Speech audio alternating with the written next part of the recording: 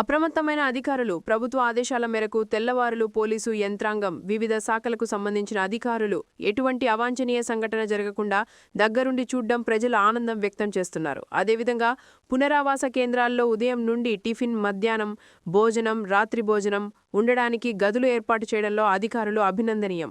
అయితే పల్లిపేట వద్ద ఏం జరుగుతుందని మత్స్యకారులు భయాందోళన చెందారు. దీనిపై మాట్లాడుతూ ప్రస్తుతం సముద్ర పరిస్థితి ప్రశాంతంగా ఉందని ఆయన తెలిపారు. నిన్న ఉదయానికి కూడా మరి తిండి తిప్పలు లేకుండా నిజంగా ప్రభుత్వ వారు అన్నం పెడతామన్నా కూడా అన్నం మీద లేకుండా భయాక్రాంతులతో ఉండి మరి రోడ్లపై నుంచి మనుషులు కూడా గెంటుకుండి వెళ్ళిపోయి తెరలు విరుగుతూ మరి చాలా భయంకరాంతులతో ఉన్నాం. రాత్రి అంతా బాగా కూడా మరి పిల్లల్ని దూరంగా పెట్టి పెద్దవాళ్ళు ఏమైపోతుందో గృహాలు ఏమైపోతున్నాయని మరి పోలీసు వారిని కూడా ఎదిరించి మళ్ళీ మరి రోడ్డు మీద తిరుగుతున్నట్టుగా ఉండి తెల్లవార్లు కూడా నిద్ర నిప్పులు లేకుండా ఉన్నాం. అయినప్పుడు కూడా ఊరు ఎదురుగా గండేసేసింది.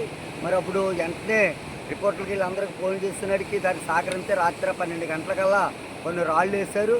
మరి దేవుడు మహాకృపలు పుచ్చుకొని మరి అది తీరం దాటిందని మేము నమ్ముతూ ఉన్నాం. ఇప్పుడు కొంచెం ప్రశాంతంగా ఉందా, మరలా అది రిటర్న్ అవుతుందేమో అనేసి మరి మా మత్స్యకారులు గాలి వాతావరణం పుచ్చుకొని మరి భయపడుతూ ఉన్నాం.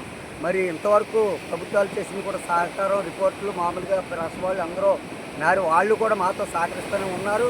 మరి ఇక ముందు కూడా ఇటువంటి మేము ఎదుర్కోవాలంటే మా గుండెకే సరిపోవటం లేదు. మరి ఇక్కడి నుంచి మాకు ఎంతగానో అండగానో దండగానో ఉంటుందని ప్రభుత్వాలు మేము సహకరిస్తూ ఉన్నాం.